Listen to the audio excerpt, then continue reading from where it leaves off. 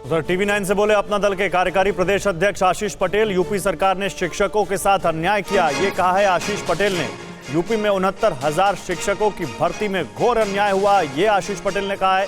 शिक्षकों की भर्ती में आरक्षण नियमों की अनदेखी, ये कह रहे हैं आशीष पटेल। मैंने सीएम योगी को चिट्ठी लिखी थी, कोई सुनवाई नहीं हुई, ये कहा है अपना दल के कार्यकारी प्रदेश अध्यक्ष आशीष पटेल। अपना दल के कार्यकारी राष्ट्रीय अध्यक्ष आशीष पटेल हमारे साथ हैं, उनसे बात करते हैं। आशीष जी, ये जो 69,000 शिक्षकों का मामला है, वो लगातार ये डिमांड कर रहे हैं, उनके साथ अन्याय हुआ है। शिक्षकों की भर्ती में आरक्षण का उनको लाभ उस हिसाब से नहीं मिला जो उनको मिलना चाहिए। आपका दल इसे जोर शोर से उठा रहा है, आपको क्यों लगता है कि उनके साथ अन्याय हुआ है? ये 69,000 शिक्षक भर्ती के जो अभ्यर्थी हैं, लगभग 140 दिनों से ज़्यादा दिनों से वो धरने पर बैठे हुए हैं।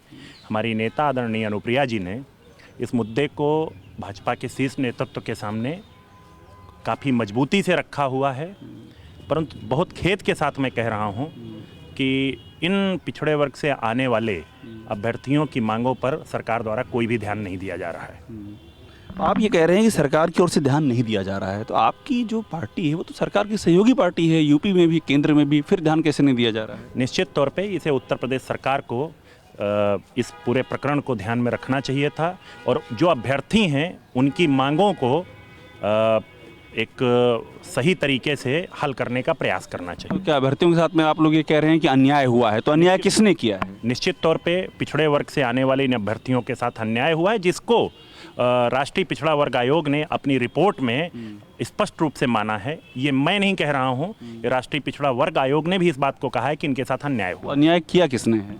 निश्चित तौर पे जिन्होंने भर्ती की है, उत्तर प्रदेश सरकार को इस पे ध्यान देना चाहिए था कि उनके साथ अन्याय ना हो, और मेरी पूरी पार्टी उन अभ्यर्थियों के साथ मजबूती से खड़ी है, उनकी मांगों के साथ खड़ी है। तो सरकार को आपने इस सिलसिले में कुछ कहा है? कुछ आप लोगों ने अपनी ओर से सरकार को कोई इस संदर्भ में कोई कम्युनिकेशन आपने किया हो? क्या रिस्पॉन्स रहा उस पर?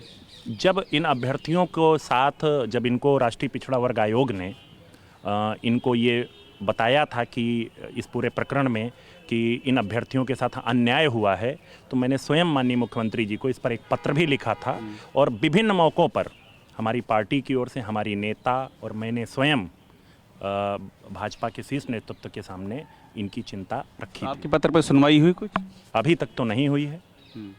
अगर हुई होती तो ये अभ्यर्थी इतने परेशान नहीं होते। आप ये कह रहे हैं कि आपने 69,000 इन अभ्यर्थियों की मांग आपने उठाई, लेकिन उस पर कोई सुनवाई नहीं हुई? निश्चित तौर पे। अब आपका अगला कदम क्या होगा?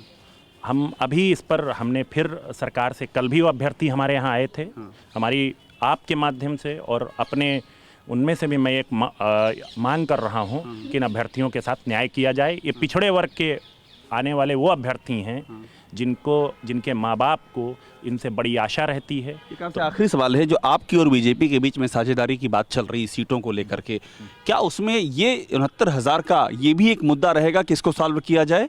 उस समझौते के लिए ज़रूरी है कि इसका समाधान निकाला जाए? निश्चित तौर पे हमारे लिए एक प्रथम प्राथमिकता के तौर पर है कि पिछड़े वर्ग से आने वाले जिस पिछड़े वर्ग ने उत्तर प्रदेश की सरकार बनाने में सबसे महत्वपूर्ण भूमिका अदा की है, चाहे 2017 हो, चाहे 2014 हो, चाहे 2019 हो, उन पिछड़े वर्ग के साथ अगर अन्याय होगा तो हम उन पिछड़े वर्ग के लोगों के साथ। राजनीतिक तालमेल के लिए ज़रूरी है कि इस मामले का समाधान निकाला जाए। निश्चित तौर पे, एकदम क्लियर है। निश्चित तौर पे अपना दल के कार्यकारी राष्ट्रीय अध्यक्ष हैं, एकदम क्लियर कह रहे हैं कि ये जो 69,000 शिक्षकों की भर्ती का मामला है, इसका समाधान होना चाहिए। उनके साथ में अन्याय हुआ है और इसका समाधान जो समझौते की बातचीत चल रही है उसके लिए बहुत ही ज़रूरी मानक है।